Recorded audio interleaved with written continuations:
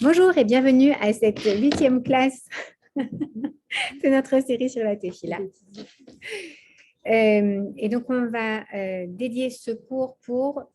on va juste redire. Leilou Nishmat, on l'a déjà dit une fois, mais c'est pas grave, mieux vaut deux fois qu'une. Reuven ben... Non. Ah oui, Reuven ben Shlomo. Machlouf ben Miriam, Netanael ben Rachel et Simcha ben Rachel et Yitzhak ben Esther. Un Zivuk Tov pour Yaniv ben Arlet Yona, Chloé Léa bat Sarah, Nelson Shimon ben Sarah, Myriam Efrat bat Jacqueline Bracha, David Avraham ben Gila, Stéphanie Amalia bat Dina, Yael bat Hana, Linoy Raphaël bat Esther, Myriam Mercedes bat Simcha, Rosine bat Gilbert, Natacha Myriam Bat Issa, Sarah Tamar Mazal Bat Issa, Binyamin Ben Issa, David Chaim Ben Issa, Jérémy Yermiyahu Ben Béatrice Dévorah, Léa Tamar Bat Ruth et Jonathan Ben Sylvie. Un bébé Bezrat Hashem ou des bébés en bonne santé pour Efrat Moran Bat Issa, Sarah Aïcha Bat Ruth, Yasmine Bat Tamar, et toutes celles qui désirent. D'ailleurs, celle qui désire, on a quelqu'un en ce moment qui est dans son 9e mois et qui a proposé de faire la ségoulette du 9e mois avec qui voudra. Donc, mais vers Aventura, c'est possible. Voilà. Lida Kala pour Sharon Bat Gilbert, Doris Simcha Bat Gila, Benat Hashem bientôt au bon moment. Rachel, Rachel, ça y est. Aussi, je te rentre un petit peu. Petite fille et la miel Bat Sarah Meshaat Tova Benat Hashem. Alors aujourd'hui, eh bien, donc la semaine passée, non, mais la dernière séance, on était en train d'étudier le schéma Israël. Et on voyait à quel point, en fait, le schéma Israël, il est résumé dans la première phrase du schéma qui est schéma Israël, Hachem est notre Dieu, Hachem est un. En fait, comme on est créé à l'image de Dieu, eh ben, nous aussi, on doit être un. Et ça veut dire quoi être un? Ça veut dire ne pas jouer le tménique de dire je fais ça et je dis quelque chose et je fais autre chose. Il faut être en congruence avec qui on est vraiment. Assumer ses choix et être vraiment en congruence avec qui on est. C'est la chose, c'est ça qui est le plus important pour un juif. Oui, on est là. Oui, on est là. On est là. Ah, attends, j'arrive. Non, je vais. Ok, donc on a eu une petite interruption par la venue d'une princesse parmi nous. On vous montrera pas d'ailleurs. Mais anyways, qui était dans le ventre de sa maman il n'y a pas très longtemps au dernier cours et qui maintenant est à côté de nous. Voilà. Elle est d'ailleurs plus un mais deux maintenant. Ça y est, ça refait cher. Donc, on disait que au dernier cours, on voyait que le schéma Israël en fait nous indiquait l'importance d'être en congruence avec qui on est, d'être émet, donc d'être un. D'accord. Et d'ailleurs, il me semble qu'on disait, je ne suis pas sûre, mais que dans le mot émet, il y a le aleph qui correspond au 1. Et si tu n'es pas 1, s'il n'y a pas le aleph, tu es mort. D'accord. Donc, c'est exactement ça. Pour être en vie et pour être selon ce qu'Hachem attend de nous, d'accord, et pour être bien avec nous-mêmes, il faut être intègre, il faut être un. OK. Maintenant qu'on a gravi les échelons, on va quand même faire un petit élim parce que c'est important d'y penser. Hop.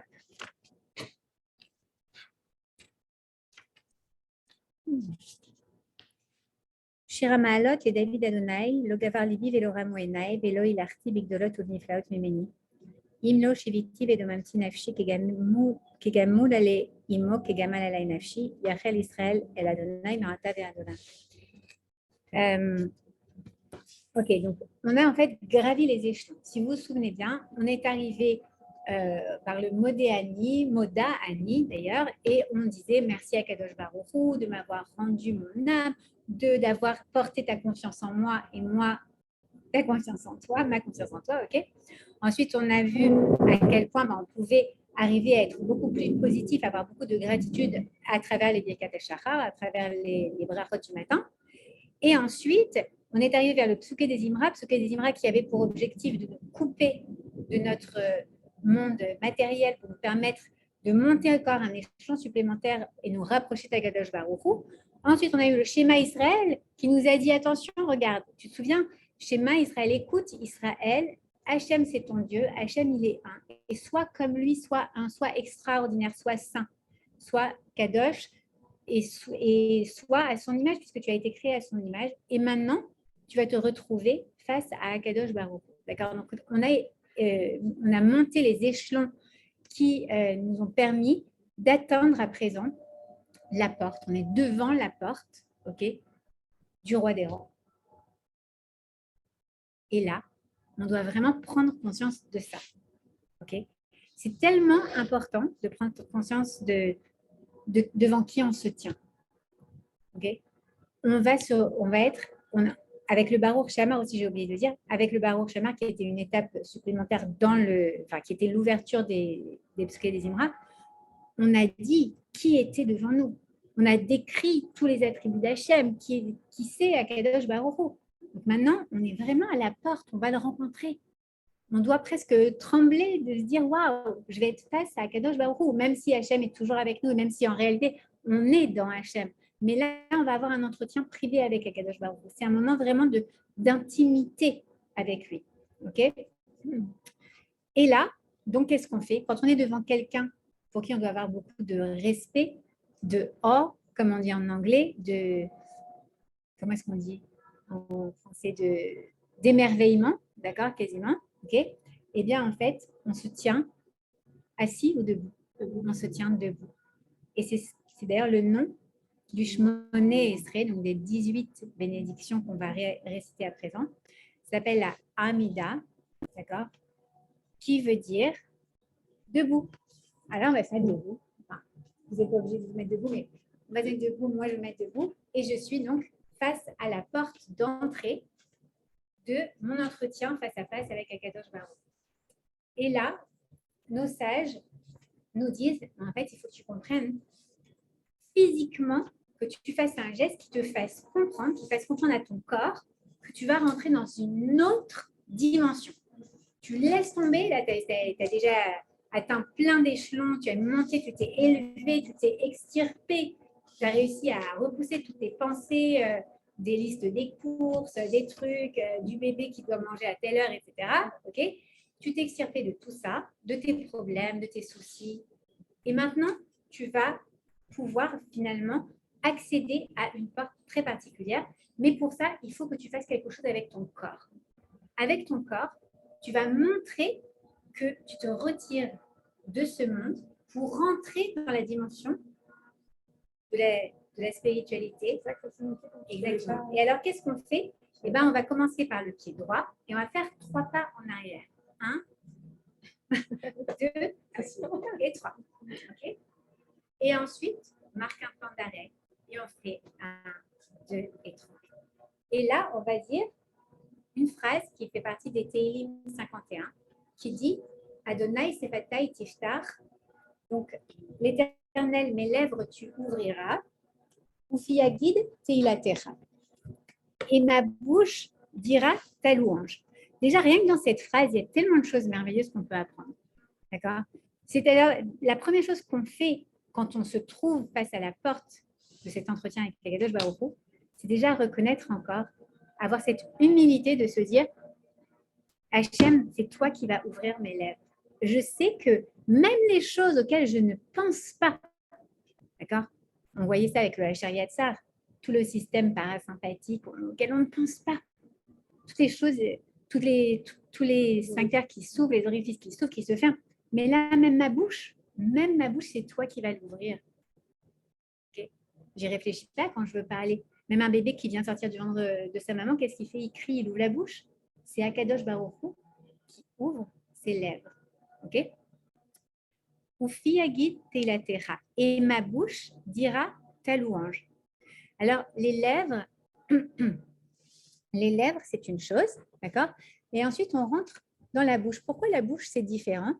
Et là, c'est moi qui vais utiliser parce que la bouche, eh bien, elle est cette représentante, entre guillemets, de notre libre arbitre.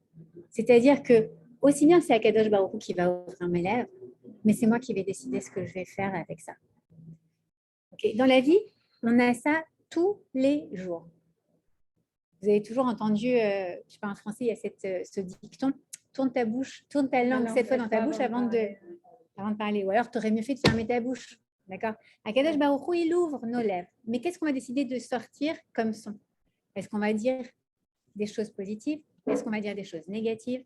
On se souvient d'avoir étudié dans le passé que Akadosh Baruch Hu, il a créé le monde avec la parole et il nous a donné cette capacité à nous aussi de créer ou de détruire avec la parole. La parole, elle a un pouvoir immense. Je ne vous refais pas tout le topo du Science Project que j'avais fait avec mes enfants, ou dans lequel on voit les petits haricots qui grandissent de manière différente selon qu'ils ont été insultés ou bénis, ou sur lesquels on avait des télim, okay? Mais ça a un vrai impact sur la matière. À ce moment-là, on est en train de dire, regarde Akadosh Baruch Hu, je prends ma responsabilité de juif. Je sais qui tu es.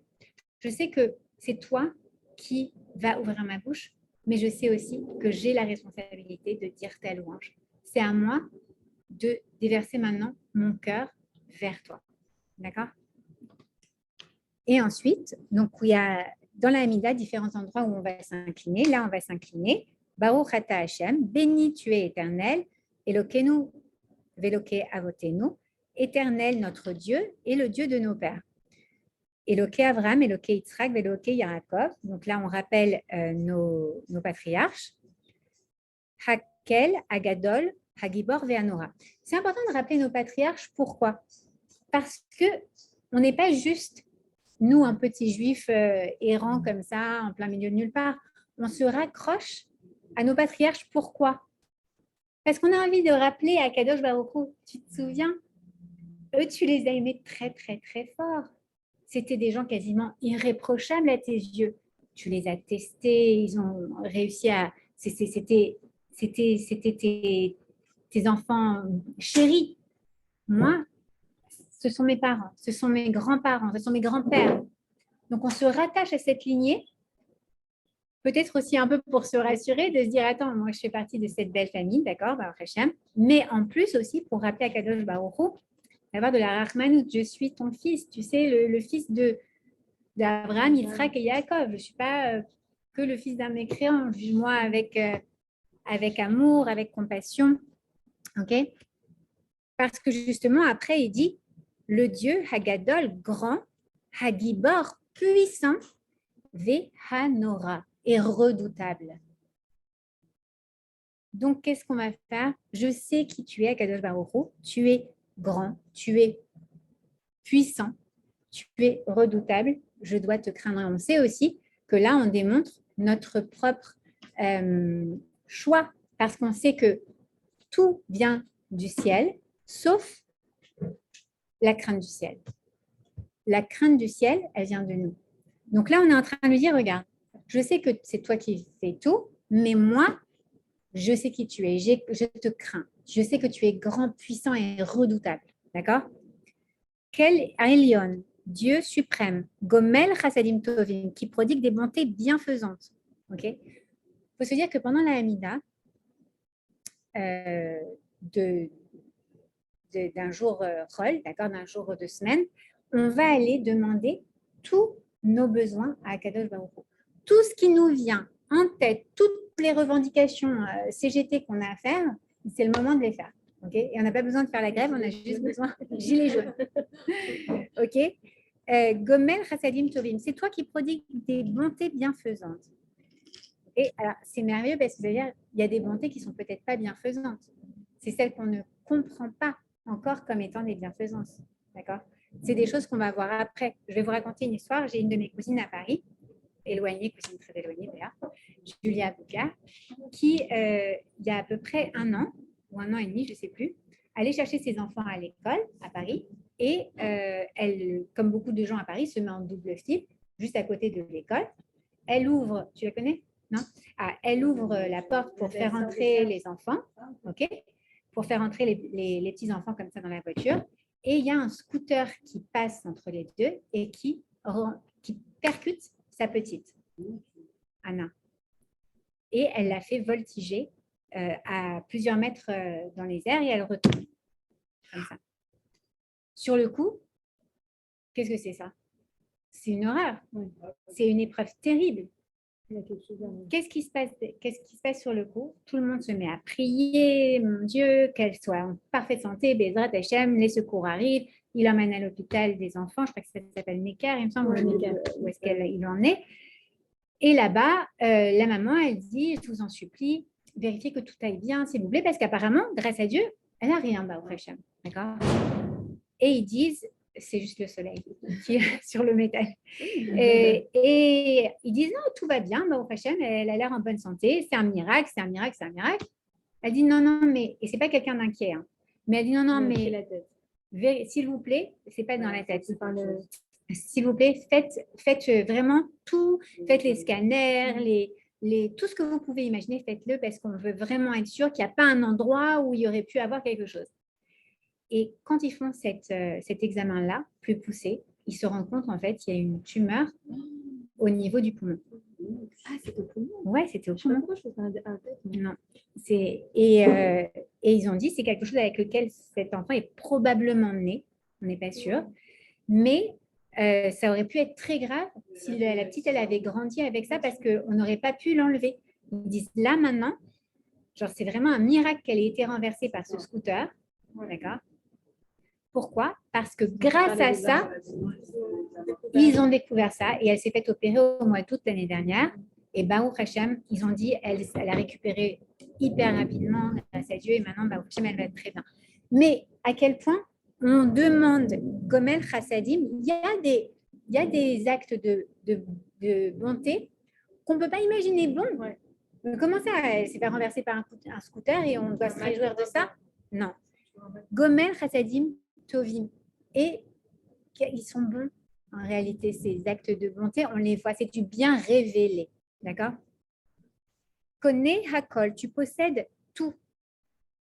D'accord? Tu possèdes tout. C'est pour ça qu'on fait des brachot. Pourquoi est-ce qu'on va faire une bracha avant de manger?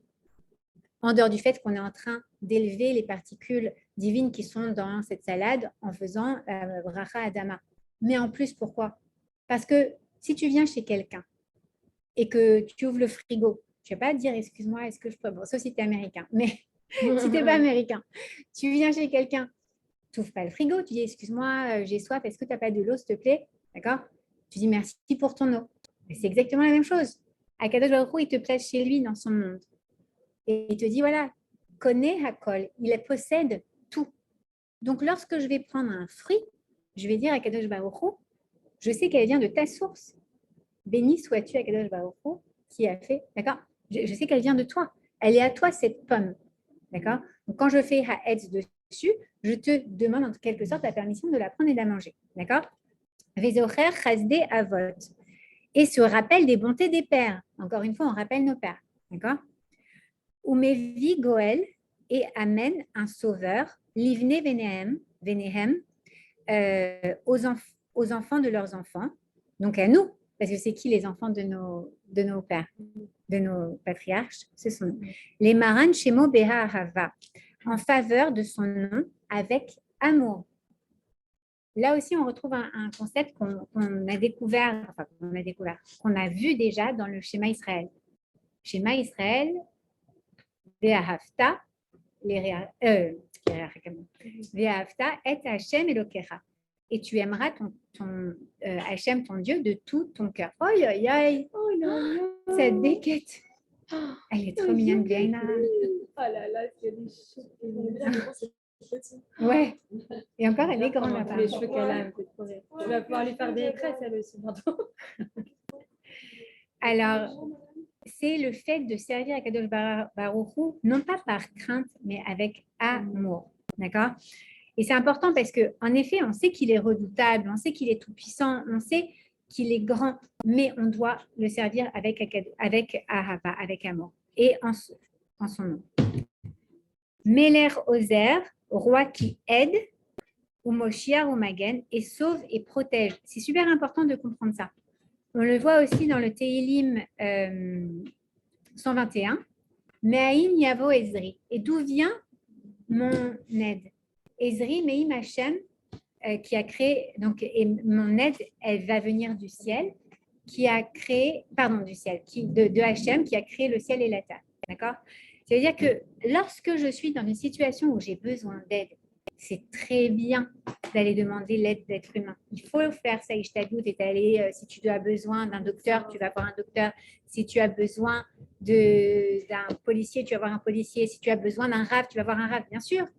Mais il faut aussi savoir que ce sont que des envoyés, exactement, les shluchim de Akadosh Baruch Hu, d'accord? L'aide, elle vient du ciel. Ça ne sert à rien de croire que ce qu'on fait, c'est ça qui amène la délivrance, ok? Et ça, surtout, c'est important de comprendre ça quand on est, par exemple, un homme d'affaires ou un homme qui travaille et qui se dit ah, tu vois, la parnassa, c'est grâce à moi. Mais la parnassa, c'est grâce à Kadosh Baruch Hu.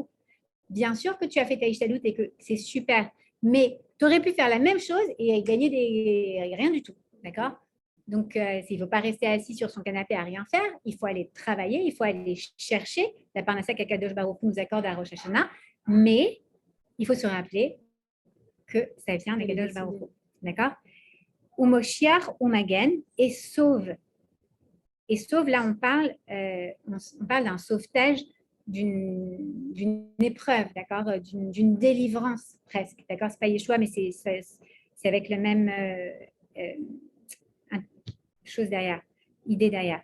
Ou Magen, c'est quoi? C'est aussi un bouclier, celui qui nous protège, d'accord? Il suffit de regarder Eretz Israël pour comprendre. Là-bas, alors on nous dit qu'il y a un ange qui est gardien de chaque nation. Ok? Et pour Israël, ce n'est pas un ange, c'est Akadosh Baruch lui-même qui garde. Et on nous dit Velo Yanum Velo Shomer Israël. Il ne dort ni ne sommeille, le gardien d'Israël. Il n'y a pas, Akadosh Baruch Hu, il n'a pas besoin de dormir. À chaque instant, il nous garde et à chaque instant, c'est un miracle qu'Eretz Israël continue à être, et que Am Israël continue à être vivant. Mais quand on voit tous les ennemis qui sont autour, on se dit, waouh, s'il n'y avait pas Hachem en tant que gardien, ce serait impossible, impossible. On n'aurait pas réussi à garder ça pendant 5 minutes. Et il nous protège. Et c'est très important aussi de prendre conscience de ça quand on rentre dans sa maison, quand on sort de sa maison. On embrasse la mezouza. Pourquoi est-ce qu'on embrasse la mezouza? Parce qu'à l'intérieur, on a le schéma Israël. Et on se rappelle que c'est Akadosh Baruch Hu qui nous protège. On a toujours vu nos grands-mères mettre la main comme ça sur la mezouza et dire un truc qu'on ne comprenait pas quand on était petits. Qu'est-ce qu'il raconte? Et vas-y, qu'elle nous dit, Hachem, je t'en supplie, que ce soit en arabe, en français, en yiddish, whatever. Ouais.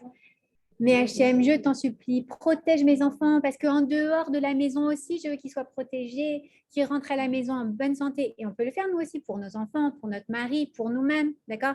Il faut se rappeler qu'on envoie un bouclier, d'accord, sur nos enfants. Et d'ailleurs, il y avait, je vous raconte une histoire d'une dame qui étudiait avec moi il y a quelques années. Son fils est tombé très malade, elle était enceinte et son fils aîné est tombé très très malade. Il ne savait pas ce qu'il avait.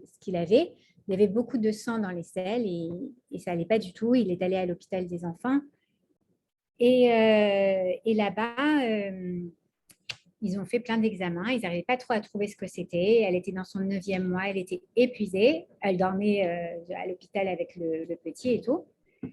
Et quelqu'un lui dit, fais vérifier, non, je crois qu'elle-même d'ailleurs, elle se dit, je vais faire vérifier, on fait vérifier les mezuzot de la maison, ça fait, je sais pas, 2-3 ans qu'on ne l'a pas fait. Et à ce moment-là, ils font vérifier les mezuzot de la maison, et sur la mezouza du petit, il y avait des trous. Et il se trouve que le petit, il avait aussi des trous. En fait, il avait des ulcères au dos. Donc c'est juste, on ne se rend pas compte à quel point, en fait, c'est vraiment... Ton frère aussi, il a eu ça? Il a fait les examens colonoscopie, machin, ils ont vérifié, il n'y a rien, il n'y a rien. C'est pas Crohn, je sais pas le Crohn? Non, il n'y a rien. Et on nous laissait le coca, pas trop de sucre. À la fin, on a dit, mais c'est pas maison, on ne sait jamais.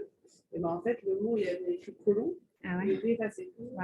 Et du jour où il a corrigé la maison, il ne l'a pas rien. Incroyable. On était choqués. Pourtant, nous, on n'est pas ultra comme ça à croire les signes et tout. On était choqués. Franchement, des fois, quand tu ne trouves pas de solution, c'est vous qui les filez, nous. Exactement, exactement. il faut penser à les vérifier. Et dans un pays comme Miami, encore plus souvent. Une fois aussi, toi, tu avais eu. Ouais, elle a brûlé, moi. J'ai une Ouais. copine un jour, des amis un jour, ils nous ont offert, je sais plus quelle fête, ils nous ont offert une mezouza. Donc, du coup, j'avais dit, bon, on va la changer. Tu vois, ils nous ont offert. Le boîtier. Le boîtier. Ouais, le boîtier. Et c'était celle de l'entrée, en fait. Et comme il fait très chaud, donc au soleil, le parchemin était brûlé. Oh là là. Et du coup, on a changé, on a fait vérifier aussi toutes les autres mésouzates. Et je crois on l'a protégé, le parchemin, on a mis un truc spécial. Parce qu'il y a beaucoup de. Le soleil est très fort et il y a beaucoup d'humidité. Donc, vraiment, en général, il y a l'eau aussi, il y a aussi des gens avec de l'eau aussi. Je sais pas, j'ai entendu une histoire aussi, quelqu'un avait de l'eau dans sa mezouza aussi. Il y a une histoire comme ça aussi, avec un enfant qui avait quelque chose avec de l'eau, je sais pas. Et ils ont fait vérifier les autres, il y avait de l'eau. Et c'est vrai que heureusement qu'ils nous ont offert cette mezouza en parlant des. Et on a choisi on a voulu mettre cette mezouza et c'est celle-là qui était brûlée. Alors, Ata Gibor Leolam Hachem, Mechaye Metimata, Rav Leoshia. Tu es puissant à jamais, Seigneur. Tu ressuscites les morts, toi, prodigieux en sauvetage. Et il y a un concept qui est très important, qui est le Triat Ametim, qui est la résurrection des morts. Okay, et le fait qu'Akadosh Baruch Hu, eh bien, à la fin des temps, il va faire revivre les morts. Okay, c'est vraiment un concept qui est hyper important. Ça nous ramène aussi au fait qu'on est sur Terre pour une raison. On est sur Terre pour fixer des choses que notre Neshama a besoin de fixer, pour réparer, pour faire un tikkun. Okay, c'est vraiment beau de voir les débuts de maman comme ça, c'est trop beau. Ouais, ça devient trop bien. Ok. Alors, et Rav Leoshia, prodigieux en sauvetage. C'est-à-dire que vraiment, jusqu'à la fin des temps, il faut croire et attendre Mashiach. On le sait, on en a parlé ensemble, d'acheter sa robe ou d'avoir sa tenue prête pour Mashiach, Bezrat Hashem. C'est tellement important de l'attendre et de savoir que voilà, Akadosh Baruch Hu, il va nous amener la Yeshua très vite, si Dieu veut. Alors ensuite, on a deux choses, on a deux mots qui sont différentes en été et en hiver. Alors justement, pendant Pessah, on vient de changer, on est passé de l'été à l'hiver, non, de l'hiver à l'été. Ok, maintenant on dit Morid Hatal, qui est fait descendre la rosée. Ok, alors qui fait descendre la rosée, ça veut dire quoi? C'est important en fait la rosée. Pourquoi la rosée? C'est l'eau. C'est l'eau qui vient nourrir la terre, mais pas en abondance. En hiver, on demande ma Shivarouar ou Morid Ageshem, qui fait souffler le vent et fait tomber la pluie. Là, on lui dit, vas-y, déverse, déverse, déverse, déverse. Parce qu'en fait, ça dépend des saisons. C'est très important de comprendre ça, parce que parfois dans nos vies, on demande à un moment donné à Kadosh Baruch Hu, regarde dans quelle situation je suis, j'y ai besoin, vas-y, déverse, déverse, déverse, déverse. Et en réalité, peut-être ce n'est pas le bon moment. Peut-être ce n'est pas le bon moment du tout pour demander ça. Si en été, tu as une terre très sèche, par exemple, et qu'il y a des tonnes d'eau qui vont se déverser, ça va faire je sais pas, comment est-ce qu'on dit, des éboulements d'eau, ou je sais pas, ça va faire tout habiter dans le sud. Moi, je me souviens quand j'habitais un moment à Nice, quand il y avait en octobre, quand il pleuvait et que la terre était très sèche, ça faisait des floods, des inondations de partout. Même ici, on le voit l'été, quand il se met à pleuvoir très, très, très fort, on a des montées d'eau pas possibles. Alors maintenant, ils ont créé ici des voies d'évacuation mais c'est quelque chose. Ouais, dans le sud, c'est toujours un problème. Mais ça veut dire quoi? Ça veut dire qu'il faut comprendre qu'il y a un moment pour chaque chose. Il y a un moment où, dans la saison de la vie, d'accord, il y a un moment où on va avoir besoin d'une rosée. On va avoir besoin d'eau, mais vraiment délicate, comme ça, qui viennent nous recouvrir pour nous hydrater, d'accord? Ça veut dire quoi? C'est quelque chose de la présence divine, d'accord, qui vient nous donner exactement la petite dose dont on a besoin, pas plus. Ça ne sert à rien d'avoir plus à ce moment-là. Ce n'est pas ce dont tu as besoin. Mais en revanche, en hiver, alors là, c'est là où tu as besoin de beaucoup, beaucoup, beaucoup, beaucoup. L'eau, c'est aussi beaucoup la Torah. C'est souvent représenté comme la Torah, d'accord? Enfin, la Torah est souvent représentée comme l'eau, plus exactement. Et c'est vrai qu'on se dit, À quoi ça correspond l'hiver? L'hiver, c'est les moments d'obscurité, c'est les moments où on est, bon, pas à Miami, c'est pas les moments d'obscurité, mais en général, d'accord, c'est des moments où le jour les jours se raccourcissent, où il fait froid, où les arbres perdent leurs feuilles, où on ne voit pas la vie de manière très évidente. On peut se poser la question, est-ce qu'il y a encore une vie? Est-ce qu'il y a encore de l'espoir? Et bien, Kadosh Baruch Hu, il nous dit, c'est dans ce moment-là où tu as besoin de t'abreuver à énormément de Torah. Dans les moments où tu déprimes, dans les moments où tu désespères, dans les moments où tu es, vraiment voilà, dans ce moment de repli sur toi, où tu ne te sens pas bien, la Torah, c'est ça qui va te nourrir, qui va permettre de t'abreuver pour qu'ensuite tu fasses renaître des bourgeons et que tu puisses recommencer à avoir une vie fleurie, entre guillemets. D'accord? Ça fait du sens ce que je dis? Ouais, je sais pas, parfois tu prends une image et tu te dis est-ce que je suis la seule à visionner ou pas?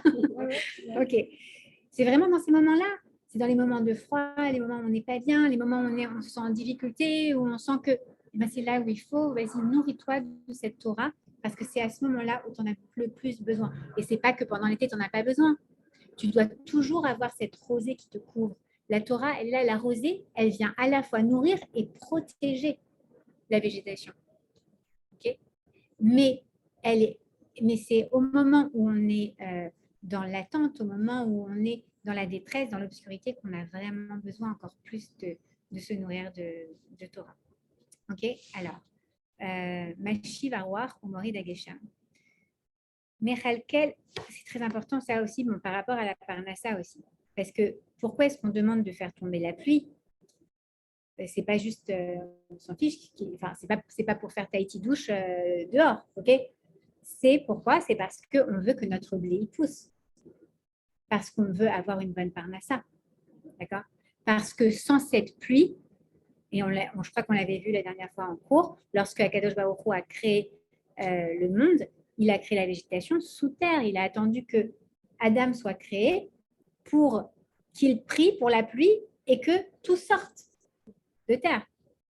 C'est-à-dire que vraiment, la pluie, c'est elle qui nous permet de manger. D'accord? C'est l'outil par lequel Akadosh Baruch Hu, il a dit, OK, maintenant, toi, tu vas pouvoir manger grâce à ça. Donc, on a besoin de cette pluie. Et on reconnaît là aussi qu'on a besoin, en fait, de l'aide d'Akadosh Baruch Hu pour subvenir à nos besoins. Mechalkel Chaim Bechesed, qui nourrit les vivants avec grâce, avec amour, avec bienveillance. D'accord? Mechaye Metim Berachamim Rabim, qui ressuscite les morts avec grande miséricorde. Je voudrais quand même qu'on voit à quel point c'est important la différence entre les vivants et les morts. Alors, bien sûr qu'on sait très bien que les vivants, ils sont vivants, les morts, ils sont morts, mais il y a tellement de gens qui ne vivent pas leur vie et qui sont morts en étant vivants, d'accord? Ils oublient de se nourrir. Encore une fois, la nourriture, elle est aussi spirituelle. Celui qui passe sa vie sans aller chercher la Torah, un juif qui passe sa vie en passant à côté de ce qu'est la Torah, cette nourriture spirituelle, il est comme mort. Il ne peut pas réaliser son potentiel. Et on sait que l'existence, c'est quoi? La vie, c'est quoi? C'est avoir un potentiel qu'on va transformer en réalité. C'est ça, exister. C'est ça, vivre. D'accord? Donc, il nourrit les vivants avec bienveillance. D'accord? Mechaye, metim. Et si on reprend l'idée que les morts, c'est aussi ceux qui sont vivants mais qui passent à côté de leur vie, qui les ressuscite, ça veut dire quoi? Ça nous rappelle quoi? Tu as toujours une chance. Tu as toujours la possibilité de te réveiller, même au bord du lit de mort, d'accord? La personne, elle peut malgré tout se réveiller. Il y a une très belle histoire que j'ai entendue, je ne sais pas si j'ai le temps d'en parler, très belle histoire que j'ai entendue, je crois que c'était sur Torah Box, le Rav Ben Chamou qui racontait cette histoire d'un... Ah non, pas du tout, j'ai lu sur un mur. Bon, bref, c'est pas grave. C'est l'histoire d'un monsieur qui est un survivant de l'Holocauste et il vient d'une petite ville. Et ce Rav qui raconte l'histoire, il est resté, il habitait cette petite ville, il a grandi dans cette petite ville aux États-Unis. Et un jour, il dit en fait, ses parents, c'était les seuls religieux de cette petite ville des États-Unis. Vous savez, aux États-Unis, les gens, ils sont très assimilés, très conservatifs ou réformés, très libéraux, d'accord?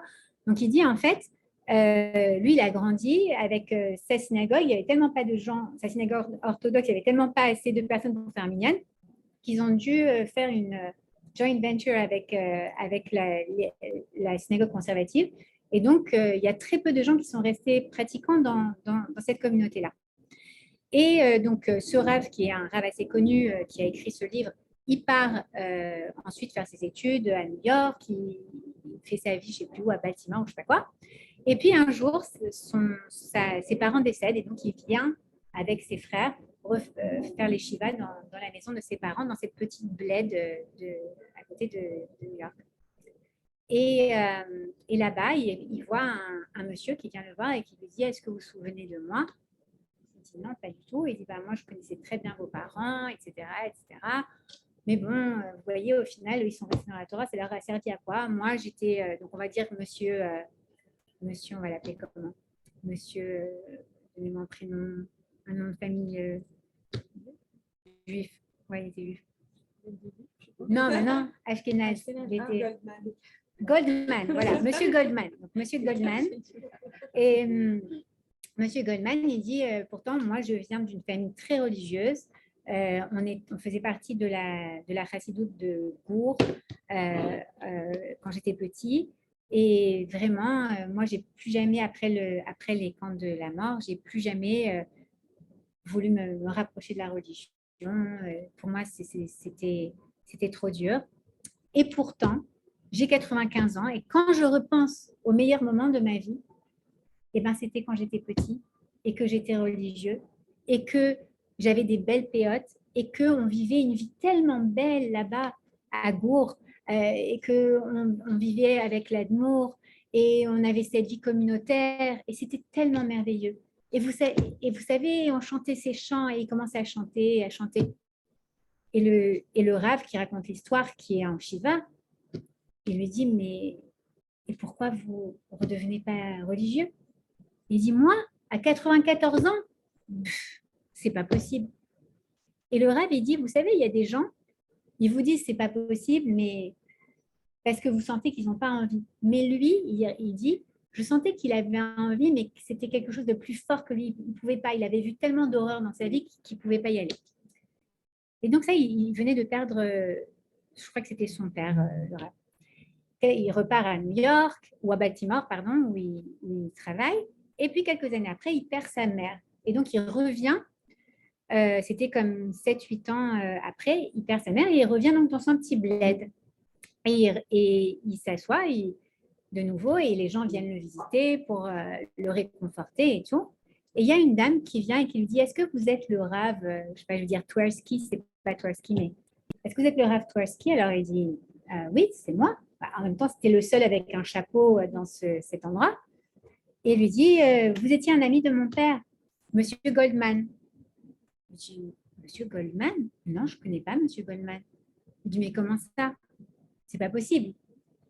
Sur son lit de mort, mon père, il n'a fait que parler de vous. Et que vous lui aviez dit quelque chose, vous lui aviez dit quelque chose, et que son ami, le Rav Twersky, lui avait dit quelque chose, et qu'il voulait, et qu'il regrettait de ne pas avoir pu le faire. Mais il ne peut pas m'en parler, il ne pouvait pas m'en parler. Je suis venue vous voir aujourd'hui pour que vous me disiez, c'était quoi ce secret? Qu'est-ce que vous avez dit à mon père? J'ai écoutez, attendez, est-ce que M. Goldman, c'était un monsieur qui avait vécu à Bourg quand il était petit? Ça me rappelle quelque chose. Il y a 7 ans, quand j'étais en Shiva pour mon père, il y a un monsieur qui est venu. Je ne peux pas dire que c'est mon ami parce que je ne l'ai vu qu'une fois. Mais si je me souviens bien, oui, je lui ai dit quelque chose. Alors, qu'est-ce que vous lui avez dit? Il lui a dit, je lui ai dit que parce qu'il m'a dit qu'il regrettait de ne pas avoir eu finalement une vie comme il avait heureuse et épanouie comme il avait à Gour quand il était petit. Je lui ai dit, mais qu'est-ce qui vous empêche de revenir à cette vie? Et donc, la fille, elle commence à pleurer et elle dit, sur son lit de mort, il est resté pendant quelques mois dans un lit d'hôpital, donc peut-être 5-6 ans après les premières Shiva pour ce Rabbi Twersky. Et sa fille disait, la seule chose qu'il me disait tout le temps, il pleurait. Et pourquoi j'ai pas écouté mon ami le Rav Twersky? Pourquoi j'ai pas écouté mon ami le Rav Twersky? Et vu qu'il voulait pas partager avec sa fille, elle lui a dit, mais t'as qu'à faire ce qu'il t'a dit de faire. Et qu'est-ce qu'il a fait? Il s'est endormi en faisant le schéma Israël. C'est vrai que même à la dernière minute, il est revenu vers Hachem.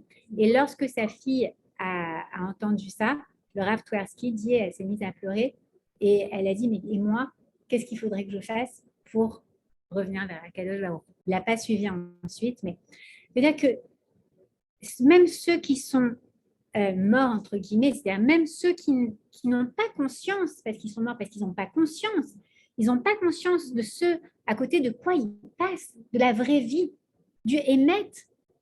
Tu vois, quand on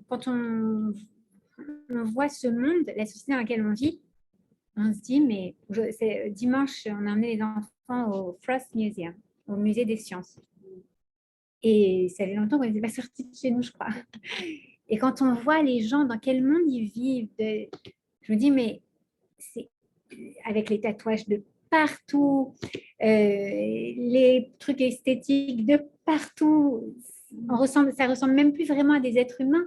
On a l'impression de voir des Instagram photoshopés en vrai. Voilà. Et on se dit, mais bon, ce n'était pas des juifs probablement, mais on se dit juste, ces gens-là, ils vivent dans une illusion de vie, de réalité. D'accord? Donc, Mechaye, Metim, Berachamim, Rabim. Il ressuscite même ceux qui leur donnent la possibilité de vivre jusqu'à la dernière seconde où l'âme, elle est dans ce corps. On peut toujours faire Teshuvah. Toujours, il n'y a pas un moment. Et ce n'est pas comme un régime où on se dit, ah mince, j'ai pas réussi, donc laisse tomber, je vais bouffer la boîte de chocolat. Non, d'accord? C'est pas parce qu'on a chuté une fois. Il y a toujours la possibilité de revenir et revenir à Kadosh Baruch Hu. Et c'est justement là, on va voir, je pense, il soutient avec Berachamim Rabim, avec grande miséricorde. Et on l'a vu, Rachamim, ça vient de Rechem, c'est ses enfants. Si on a un enfant qui apprend à faire pipi, par exemple, on en parlait tout à l'heure, d'accord? Elle fait pipi dans sa culotte. Tu ne vas pas lui dire, ah, c'est la dernière fois que tu fais pipi dans ta culotte. Elle ne va plus jamais apprendre à être propre. Elle fait pipi, et tu lui laves sa culotte. Et de nouveau, et tu vas toujours avoir beaucoup de miséricorde pour elle. Tu vas l'aider, tu vas l'accompagner. Un enfant qui tombe, qui apprend à marcher, tu l'accompagnes, tu lui donnes la main. C'est exactement la même chose à Kadosh Baruch Hu. Somer noflim, verofé, somer nofelim. Il soutient ceux qui tombent. Il est là pour nous. Il nous tient la main. On apprend à marcher dans cette vie. On apprend à avancer. En plus, la halara, ça vient du même mot que avancer, c'est marcher. D'accord? C'est pareil. On apprend à marcher. Ok, ce Shabbat, c'était mon premier Shabbat. J'ai coupé du papier toilette, je ne savais pas. Puis j'ai oublié. Ou alors, j'ai allumé par erreur la lampe. Ok, arrête pas de faire Shabbat pour autant. Somer nofélim. Il soutient ceux qui tombent. Et même si c'est sur des choses plus élaborées, on s'est dit qu'on allait faire très attention à ce qu'on dit ou on ne va pas s'énerver. On ne veut pas s'énerver avec ses enfants. Ou avec son mari, on veut dire que des choses positives à son mari. On veut être l'épouse parfaite avec son mari. D'accord? Et je me suis énervée, mais pourquoi? Ça arrive. Mais Akadosh Baruch Hu te donne une seconde chance, il te tient la main, il dit allez, remonte en selle. D'accord? C'est comme un bon cavalier. Un bon cavalier, c'est celui qui est tombé et qui est remonté en selle. Vérofé cholim, et qui guérit les malades. D'accord? On sait qu'il faut en effet avoir un médecin. D'accord? Akadosh Baruch Hu, il a fait exister les médecins pas pour rien. Mais qui est-ce qui donne la réfoua? C'est Akadosh Baruch Hu. Et même quand on parle pas seulement de réfoua physique, d'accord, mais même de réfoua mentale. Il y a des gens qui sont addictés à des choses et c'est très dur de s'en sortir. La seule personne qui va les aider à s'en sortir, c'est Hachem. Que ce soit la drogue, que ce soit la cigarette, que ce soit le téléphone, que ce soit la violence verbale, que ce soit des tocs. Il y a des gens qui ont des tocs. Okay? qu'il faut que tout soit propre, qu'il faut que tout soit impeccable, il faut que tout soit rangé comme ci et comme ça. Akadosh Baruch Hu, Rofer, il soigne, il guérit les malades. Ou m'attire à Sourim, et d'ailleurs ça vient juste après, et délivre les prisonniers. Ce n'est pas seulement les prisonniers physiques, encore une fois, c'est aussi ceux qui sont enfermés dans leurs problèmes, dans leur galoute, dans leur Égypte, dans leurs mauvaises habitudes, dans leurs croyances. Quoi, moi, prendre la parole en public? Ah, c'est pas possible. Non, non, moi, je suis quelqu'un de très, très, très timide. Quoi, moi, devenir, je sais pas, directrice du social marketing pour une boîte? Ah, c'est pas possible. Mais non, j'ai pas le cran pour ça, j'ai pas les diplômes pour ça. Mais si, crois en toi, d'accord? Délivre-toi de ces croyances, ok? Umkayem emunato lishne afar, et réalise sa promesse à ceux qui dorment dans la poussière. C'est-à-dire quoi ça? C'est même ceux qui dorment dans la poussière, Akadosh Baruch Hu, Umkayem emunato, il va réaliser sa promesse. Emunato, emuna, on a dit encore, c'est pas seulement c'est pas une promesse, c'est quoi? C'est il a quand même confiance, même lui, il a confiance en toi. Pourquoi toi, tu n'as pas confiance en toi? Même si tu es dans la poussière, c'est derrière quoi la poussière? C'est l'absence d'eau, l'absence de Torah. Ok? C'est quoi la poussière? C'est là aussi où sont les gens qui sont morts, c'est les gens qui sont paumés, perdus, d'accord? Akadosh Baruch Hu, même quand on se sent comme ça, tellement un petit grain de poussière nous-mêmes, un petit moins que rien, Akadosh Baruch Hu, il a de la émouna. Et il continue à en avoir, il la réalise, il la rend réelle. D'accord? Michamocha, et qui est comme toi, Baal Geburot ou Midomelar, le maître des faits vaillants, des choses, des Gevurot, des choses fortes, ou Midomelar, qui te ressemble. Il n'y a que toi, Akadosh Baruch Hu. Il n'y a personne d'autre que toi. Melech Memit, Umchaye, roi qui donne la mort et qui fait vivre, ou Matzmiach Yeshua, et fait pousser le salut.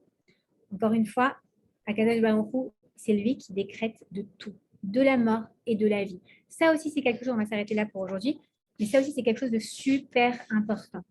Combien de fois des gens sont enfermés dans leurs angoisses? Ils ont très peur. Et ils ont peur de quoi? De mourir. Parce qu'au final, la peur, c'est toujours lié à une peur de la mort. La peur de mourir. Mais de toute manière, ce n'est pas toi qui décides. Si, sauf si tu te jettes d'un pont, bien évidemment, d'accord, que Dieu préserve. Mais sinon, ce n'est pas toi qui décides. Le jour où tu es né, c'était déjà décrété du jour où tu allais partir de ce monde. Donc, ça ne sert à rien d'avoir peur. Il faut avoir du bitachon, développer du bitachon, de la confiance en Akadosh Baruch Hu. C'est lui qui décrète de la vie, c'est lui qui décrète de la mort. Et entre les deux, c'est nous qui décidons de ce qu'on va faire avec ces heures, ces jours, ces années qu'il nous accorde sur Terre. Est-ce qu'on va les utiliser pour réaliser notre potentiel? Est-ce qu'on va rester assis sur son canapé? Est-ce qu'on va aller faire le maximum de mitzvot pour récolter les diamants qu'Akadosh Baruch Hu a dissimulés comme ça dans notre monde? Ou alors est-ce qu'on va se dire, attends, non, c'est l'argent, les Ferrari, les nanas, je ne sais pas trop quoi, d'accord? Non. Qu'est-ce que je vais décider de faire avec le temps qui m'a imparti? Est-ce que je vais faire du bien autour de moi ou est-ce que je vais pourrir la vie de tout le monde, incluant la mienne? OK? Voilà ce qu'il faut, à quoi il faut réfléchir aujourd'hui. On se voit la semaine prochaine, Bezrat Hashem, pour un prochain cours.